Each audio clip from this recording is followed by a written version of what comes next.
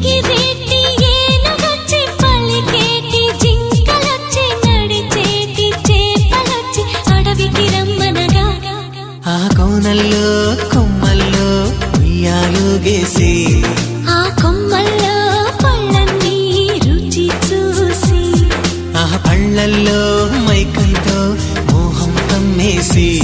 చలిగా గిలిగా తొలిగా త్వరగా అటుగా ఇటుగా మరి నువ్వే నాకు ముద్దిస్తావని తడివేదాలు ముద్రిస్తావని నమ్మడానికి ఎంత బాగుందో